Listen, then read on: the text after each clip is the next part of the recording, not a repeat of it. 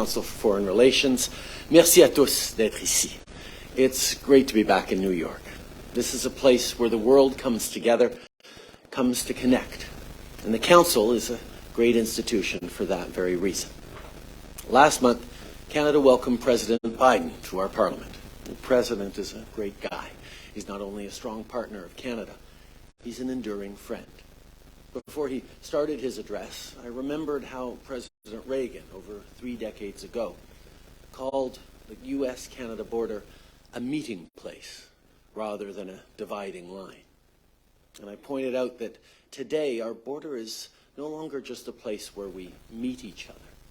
It's a place where we will meet the moment.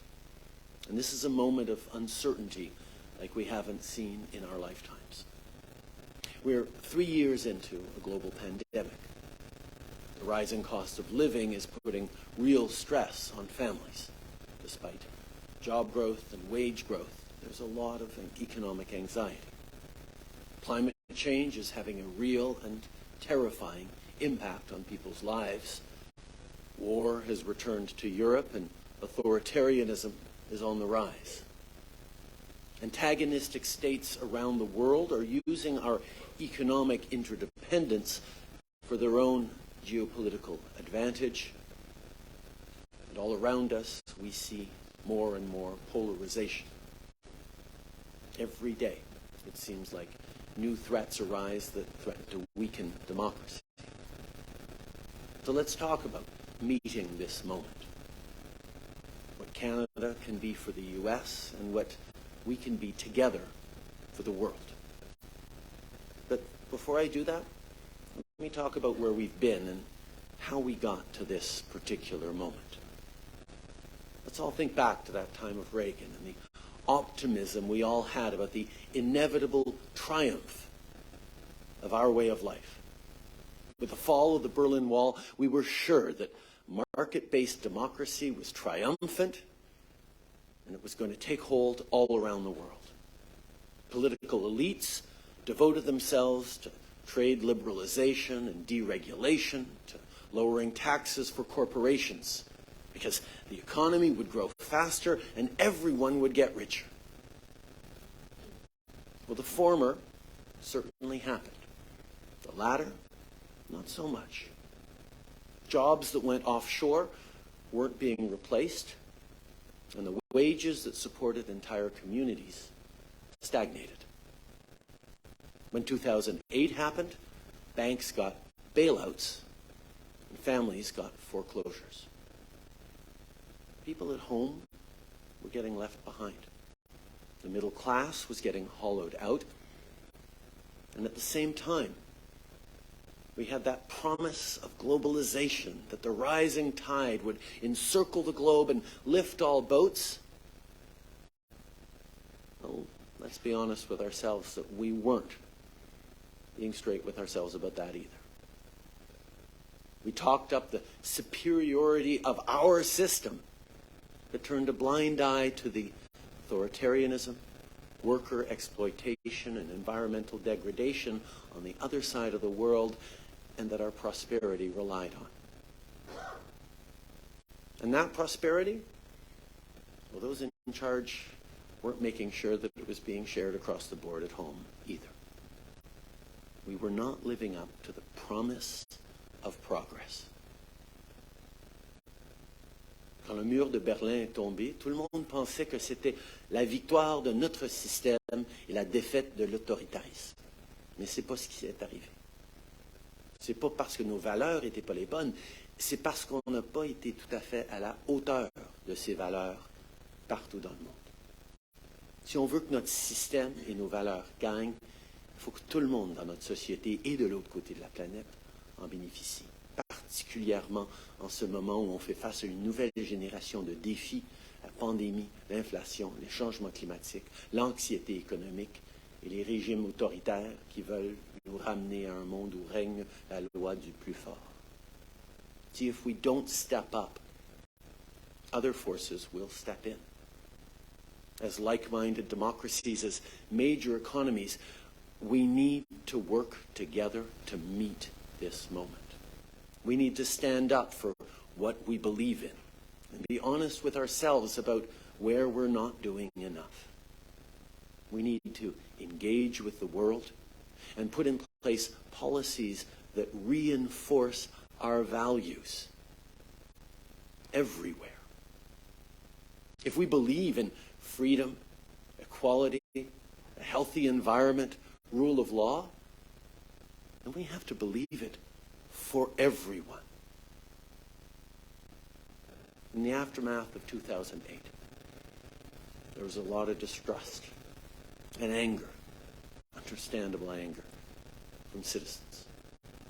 GDP grew, but wages stalled.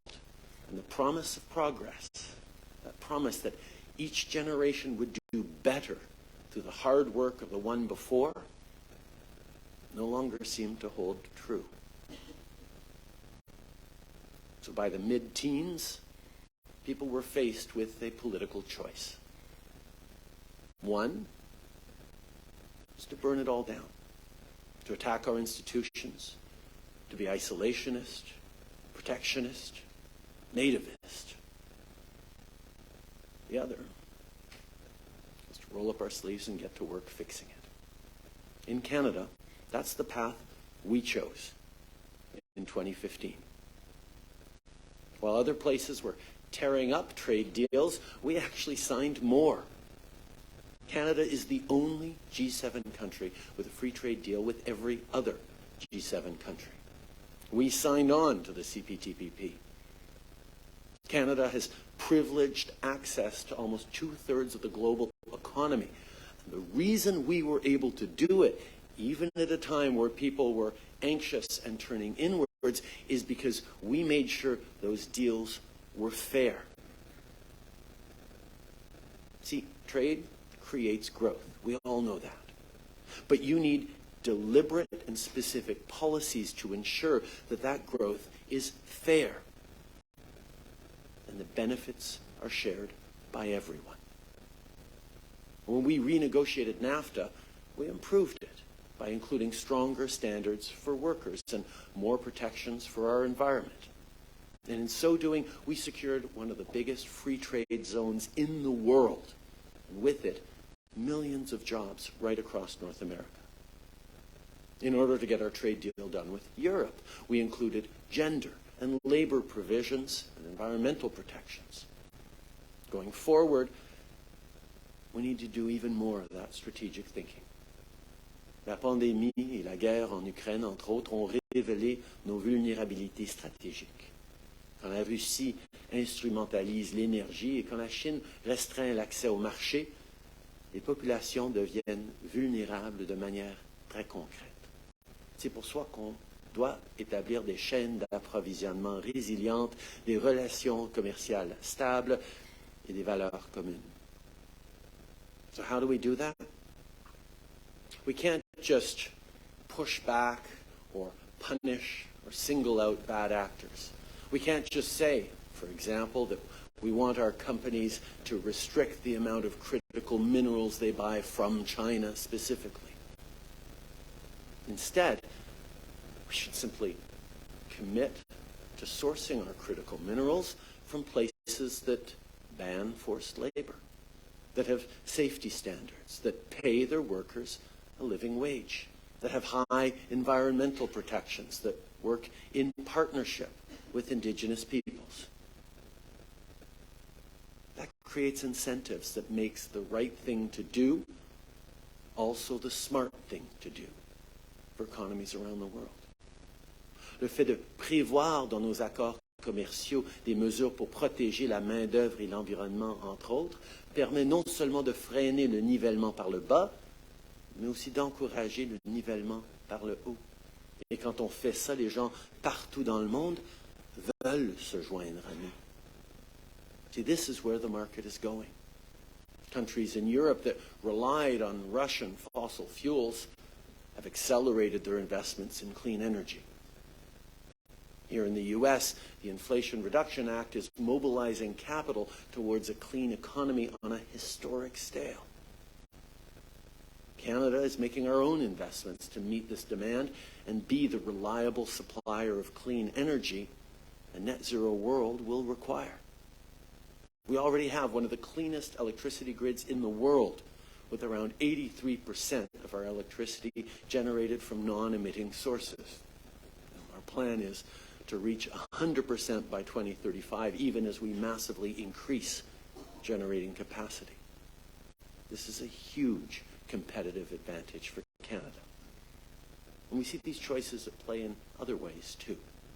On the industrial scale, take a look at what's happening with steel, for example. Global demand is fairly flat, but the demand for green steel, well, it's going through the roof. You know who makes some of the cleanest steel in the world? Workers in Canada. But that didn't happen by accident. To use a Canadian expression, our government saw where the puck was going, and we started making investments in our workers' future. We saw what was coming with climate change and the trillions of dollars of global investment that were lining up to build the clean economy. So we invested in a decarbonization project at the ArcelorMittal Dofasco plant in Ontario that'll see Canada make some of the cleanest steel in the world. And that's good for the company, and it's good for the brand, and it's good for the environment. But mostly, it means that third-generation steel workers can know that good middle-class jobs that were there for them, their parents, their grandparents, will also be there for their kids, their grandkids, and their great-grandkids. We have secured 7th, 8th, 9th generation steel workers for that mill. And opportunities for all the new Canadians coming to our country every year, too. That's opportunity. That's possibility. That's growth. That is reassuring for citizens. When everyone can see the possibilities for themselves, everyone has a stake in our success, which is so important. Because democracies like ours, for them to work, everyone has to feel like they have a stake in it, like they're going to benefit from it. And I mean everyone. From the newly arrived racialized immigrant to the 5th generation blue-collar working dad who just doesn't see where he fits in anymore. As leaders, we have to create the conditions that create opportunity for everyone.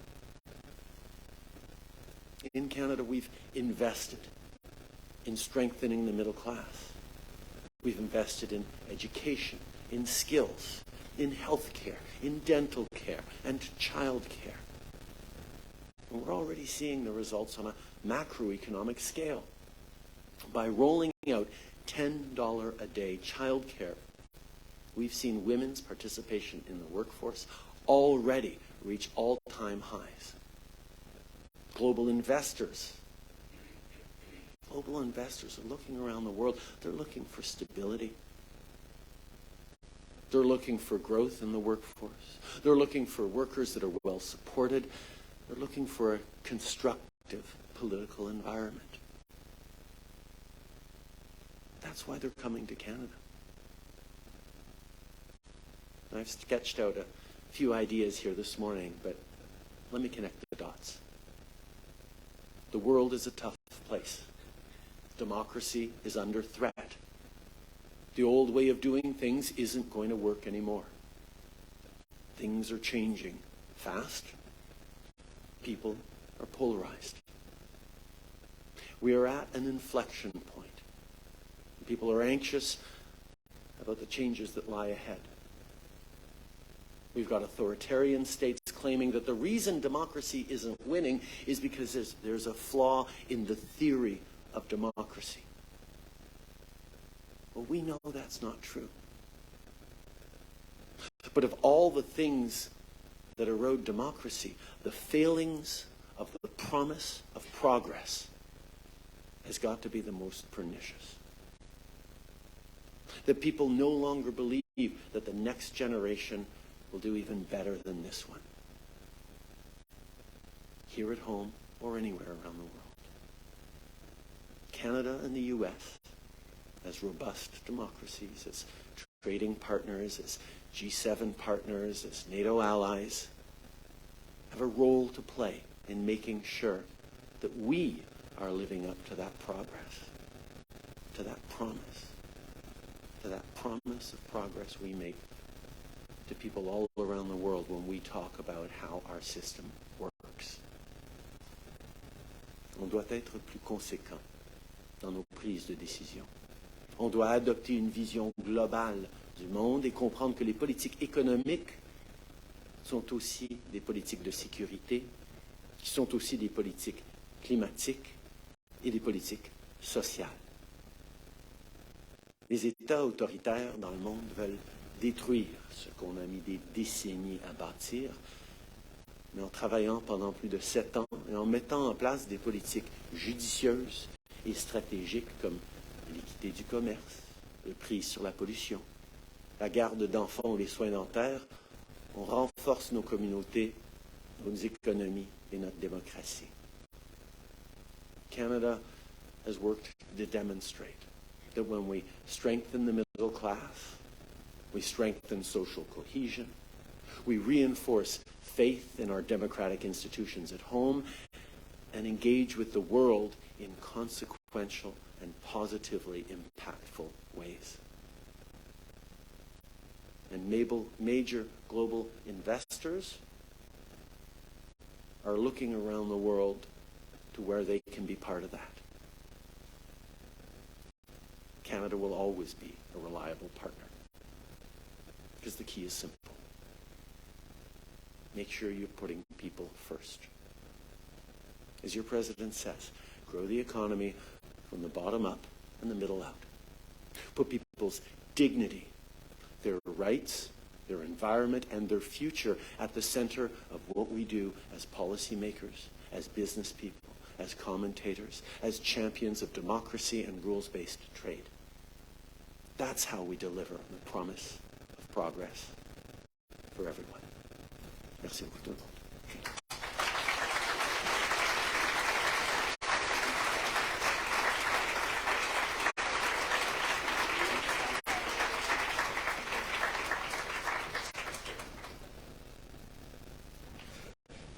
Merci beaucoup. Merci. I know. You're working on your high school French, but I'm speaking to Canadians at home too, and we do both. We're about to make Spanglish the official language of the Council on Foreign Relations, so that's where, first of all, thank you. The idea that democracies need to deliver in order for people to maintain their faith in democracy is a powerful message. And thank you for making it.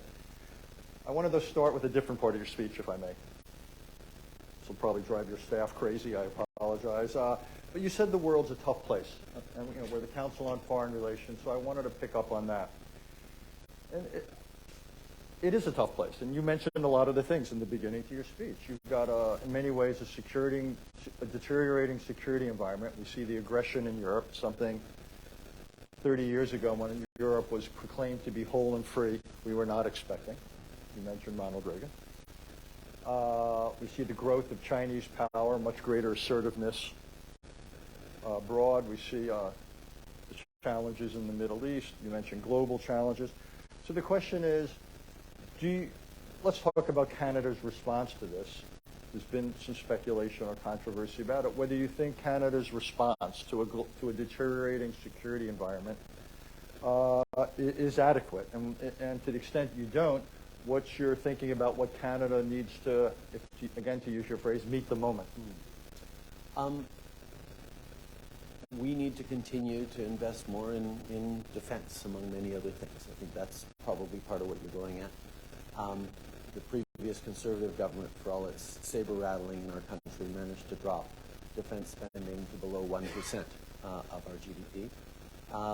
And we have invested billions, including buying new fighter jets from the United States, investing billions in modernizing NORAD, and we're going to continue to do that.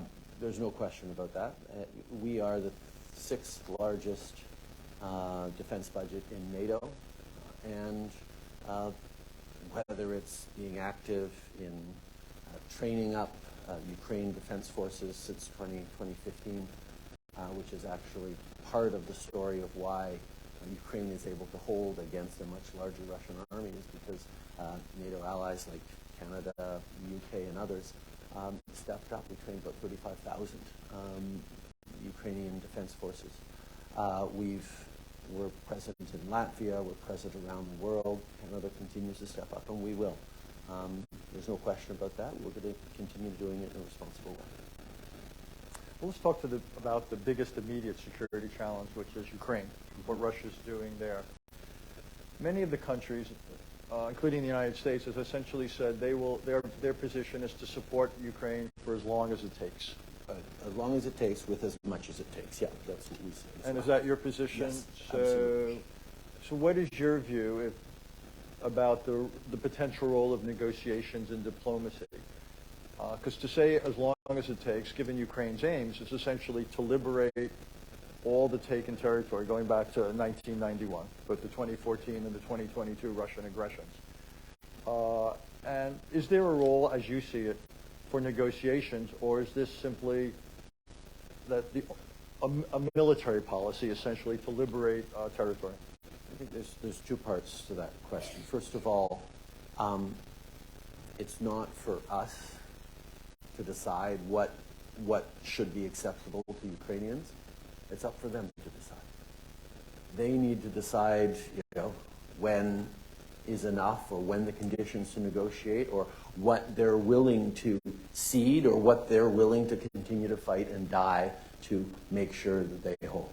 And our job is to be there so that they can be confident that they can choose the moment. Now, we know this doesn't end militarily. This only ends with a political resolution of some sort. But Ukraine needs to be able to decide that, when that is, what it is that they're willing to accept, and what it is they're willing to continue to fight over. And we need to be there for them. And it's not just about Ukraine. This is the second part. This is what people are... Actually, it is great to see in my conversations with, not just with thoughtful Council on Foreign Relations people, but ordinary people across our country and around the world get that this isn't just about standing up for our Ukrainian friends. This is about standing up for the UN Charter, for the principles of sovereignty and territorial integrity that have led to close to 80 years of peace and stability, not just in Europe, but everywhere around the world. The values and the principles that underpin all of our freedoms and our systems of democracy, and the right of people to choose what their future is what is being contested right now by Russia. The idea that might could somehow make right once again. And it's not just about Russia and Ukraine, obviously. Everywhere around the world, authoritarian states that have a slightly bigger army than their neighbor are looking at that little patch of terrain across a river where they speak your language, or where there's, a few hundred years ago the British drew a line on the map that, they felt was in the wrong place, and say, well, what if we were to decide to redraw that map? Everywhere around the world, people are looking at Russia's decision to invade Ukraine and saying, hey, if that works out, maybe it can work out for me. And that's why the West in general, but countries around the world, 142 or so, at the vote at the UN a number of months ago, stood up and said, no. What Russia is trying to do cannot succeed. It's the wrong direction for our world, and they can't redraw the lines on a map or resettle what the international rules-based order is. That's why Ukraine matters. That's why Ukraine matters in Africa, in Asia, in and South America and everywhere around the world. It's not just, oh, war has come back to Europe and we all have to be worried about that. It's the underpinning of our system that is being directly challenged by an authoritarian state that must not succeed. That's why, as much as it takes, as long as it takes, until the folly and the mistake of Putin's decision is clear for everyone. One of the 142 countries that didn't stand up at the UN and say no is looking across the body of water, and that's China looking at Taiwan. What is Canada's position in terms of your willingness to signal China you ought not to act coercively? We understand, we acknowledge your claims, but we're not prepared to tolerate aggression against Taiwan. What are you prepared to do to deter, or if need be, defend against Chinese action there? We've continued to do like the U.S. and many allies, continue to engage with a military presence in the Pacific, demonstrating that we're there to uphold the status quo. We recognize the one China policy, but we also recognize that there are no changes to the status quo. And we're going to continue to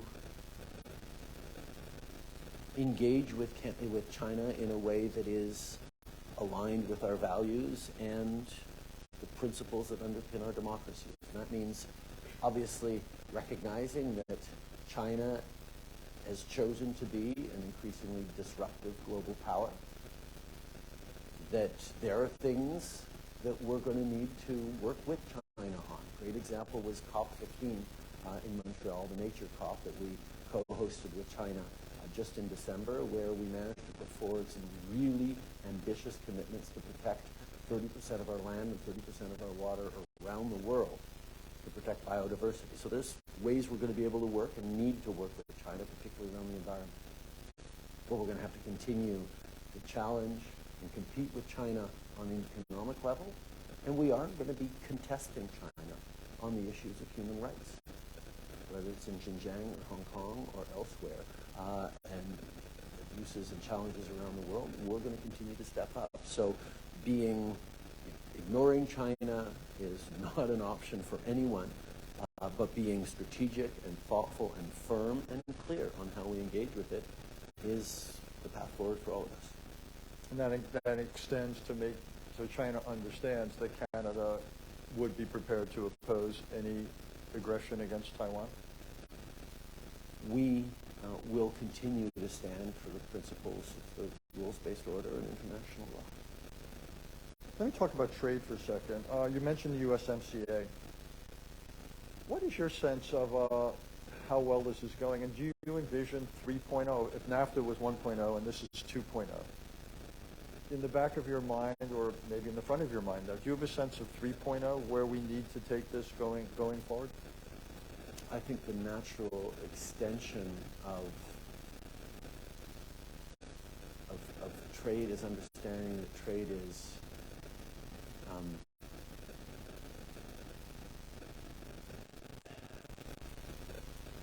a mechanism. Trade is a way to create growth. But for a long time, we all fussed around, sign the trade deals, open the market access. And we didn't think about what we were going to do with the benefits of that trade or how we're going to ensure trade works. I think the USMCA, as it now is, CUSMA as we call it, or NAFTA as I seem to revert to all the time, is one of those deals that is going to demonstrate the benefits for citizens as we see job growth, as we see opportunities accrue.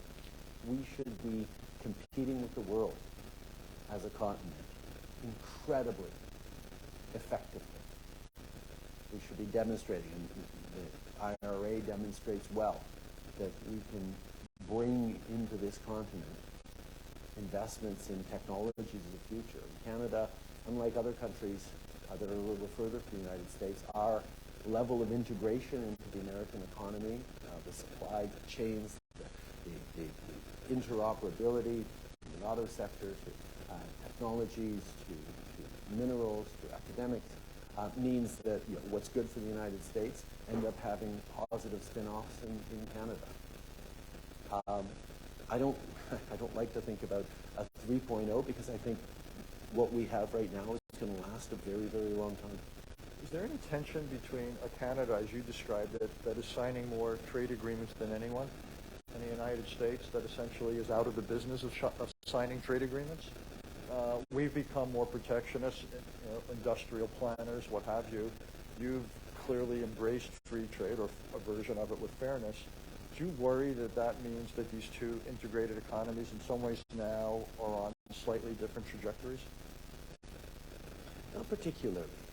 The United States has always been a big enough market unto itself to be able to not have to worry too much about trade. Trade is good, trade is a bonus, trade should happen. Canada has always had far too many resources for the number of people that we have, so we've always needed to look to trade.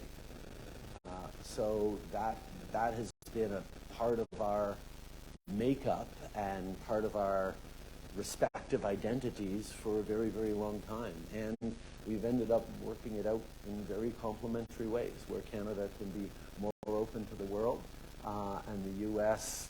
perfectly happy chugging along doing its own thing for the most part.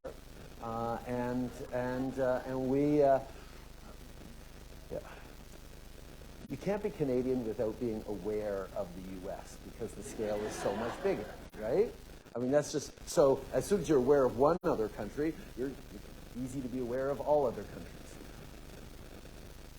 Americans do just fine being very aware of America, and you have the size that backs it up. So there's always going to be that slight misalignment, but we make it work for us, and you should go into politics. Good, that's good. I want to end my part of this with circle back to where you began, talking about democracies under pressure. I just have two questions. One is about Canada. You emphasize the importance, essentially, of the Canadian economy delivering. So people got up and they saw that their lives, and most likely their children's lives, would improve. What, though, if anything, needs to be done politically in Canada? Just say that were to happen. Does that ensure that Canadian democracy endures in a thriving way, or are there any structural problems in Canada? We were talking before about education, for example, and what is or is not being taught in schools. Essentially, will economic performance alone get Canadian democracy where it needs to be later this century? Or does Canada also have to, in some ways, tend to its democracy in a more narrow political, educational sense? Like all democracies, Canada didn't happen by accident. It won't continue without effort. You have to tend to your democracy. People have to understand their responsibilities as citizens to be part of it. Yes, education and civic education is really important. But fundamentally, it's about confidence in community, confidence in institutions. We went through that with the pandemic. In Canada, we were able to deliver income supports extremely quickly, so people who lost their jobs in the beginning of the pandemic because of the pandemic had to stay home, didn't even miss a paycheck. And we did really big supports to small businesses as well. And that was important because our bounce back was 6 months faster than the United States in terms of return to full employment. But it was also really important because when people have confidence that their institutions are working, that we're able to say, yes, stay home, and we'll cover your paychecks so you can stay home and be safe, that level of confidence spreads to other areas as well. People were confident in our public health authorities saying, wear masks, stay home, be careful. When it came time to get vaccinated, we got double vaccinated to close to 90%, which is why we had proportionately far, far fewer deaths than most of our other comparable countries.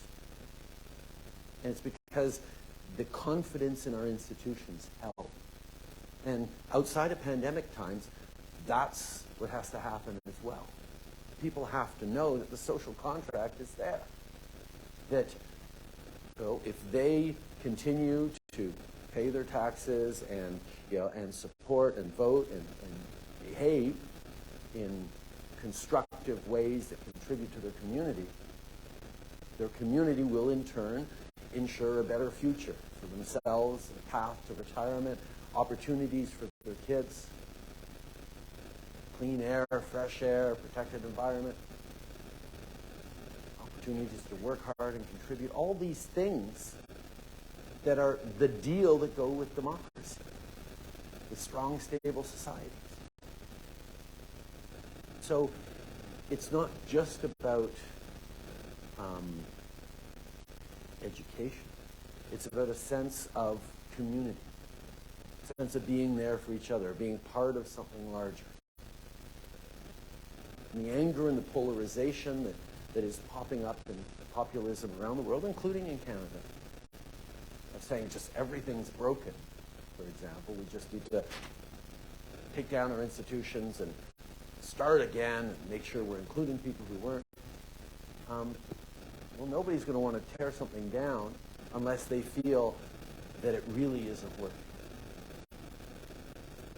And demonstrating, that's why I talk about the promise of progress. Demonstrating that there is, despite all the uncertainty, war and pandemics and climate change, there is a good path forward. There is opportunity for everyone. Good middle-class jobs, even in an AI offshore world. These are the things that we have to build democracy on.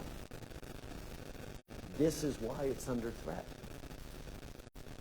I mean, there's a town in southern Ontario, part of our auto sector, St. Thomas, that lost the Ford plant in 2010. That was on a string of Rust Belt losses that you guys know all too well in the United States as manufacturers left. And jobs that contributed to a strong middle-class lifestyle, companies that sponsored the local Little League games, hockey tournaments, jobs that were the backbone of all the restaurants and farms and suppliers around that created strong communities, started disappearing. And there's a real understanding by people who used to be able to take pride in working hard, long hours, in gritty, blue-collar jobs that could feed their family and build their community. Suddenly that doesn't happen. Well, in St. Thomas, Ontario, Volkswagen has just decided they are building the very first of their battery manufacturing plants outside of Europe, right there. And I had a long conversation with the folks at Volkswagen when they were making that decision. And yes, we had to put up enough money to match the IRA. I'll be honest, there are places in the United States that were putting up way, way more money than we put on the table to try and get that gigafactory, 1 million batteries a year to come to their community. And ultimately, Volkswagen said, okay, we're showing up with a plan. It's not going to be there for 5 years or 10 years. It's going to be there for 50 years. Maybe even more. We need to invest in a community that is going to be invested in itself and in that future. And that's where For all the money we were able, or others were able to put on the table, the decision came down to, hey, this is a place where the electricity grid is already clean. And that's what our customers want. Where the workers, child care, health care, dental care, live in strong, growing communities that keep growing because we're welcoming immigrants from around the world at a time of labor shortage. People are optimistic, forward-looking. The best educated country in the OECD, highest education levels. World-class universities churning out STEM grads by the tens of thousands. We have all the resources above ground, and we have resources of lithium and critical minerals with partnerships with indigenous peoples that we're going to be able to deliver into those supply chains in a resilient way so you're not dependent on places around the world. Volkswagen made the decision to come to Canada because over the past 8 years, we've been working on environmental standards, including putting a price on pollution. We've been working on partnerships with indigenous peoples to get those trusts rebuilt and those projects built for the benefit of everyone. And we've been investing in the middle class, not ginning up anger, telling them everything is broken and you need to burn it down. We've been delivering child care and a family benefit that gives hundreds of dollars a month tax-free to low-income and middle-income families. Supports for our seniors. The kinds of things that ensure that people are confident and optimistic about the future. So yes, right now the pandemic's tough and people are ground down by inflation and high interest rates. People in St. Thomas and right across the country are seeing that Canada is one of those places, whether it's steel making or lithium mines or AI or quantum. There's room for people to see their success in an uncertain world. Having people be optimistic about there is room for them in the future is what you need to underpin democracy at home and everywhere around the world. And that's what we're working on. Last question for me, which is, I'd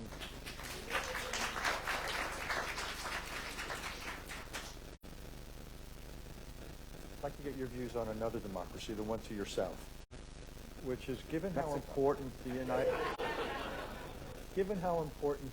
States is to Canada, given what you just said, are you worried in any way about the future of this country for what it might mean for yours?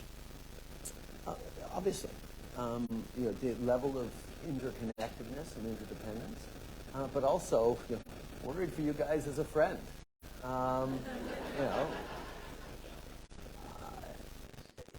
You guys are the greatest democracy in the world. And right now, it's not just that it's being taken for granted by so many of your citizens. It's actually being devalued to a certain extent. It's not people's fault. I mean, the same forces are happening in Canada and elsewhere. It's that too many people feel the system is rigged against them. And in politics, and the political choice that is running rampant around all of our democracies, and in Canada we have the same thing. Political parties who know people are anxious and angry and say, wow, I can just reflect that back at them and they'll feel heard and they'll support me. Because amplifying anger is a very effective short-term mobilization policy, strategy for politics, for tactic politics. The tougher challenge is to figure out how to roll up your sleeves and solve it. say, well, how do we address that? And that's the choice that your current president, President Biden, is trying to focus on.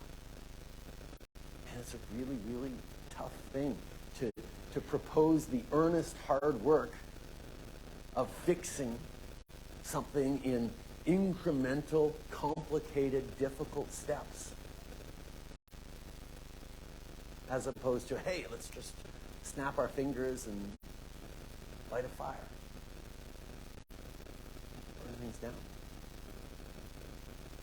But the level of confidence I have in people's ability to do it is not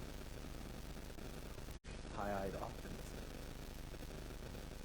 It's an understanding of what Canadians and Americans have accomplished over the past decades and centuries through incredibly difficult circumstances. Our citizens have always been able to roll up their sleeves, work hard, and build a better future. They just need governments and business leaders and community leaders that are giving them the opportunity to do that. The problem our countries and our democracies right now isn't that people, are being worked too hard. It's that they're not being asked to work enough and smart enough and well enough to actually contribute. Well, people are having to take gig jobs. People are having to work 3 or 4 jobs to try and make ends meet, and they're underpaid in each one of them. When they're not feeling that their contributions are valued or even valuable,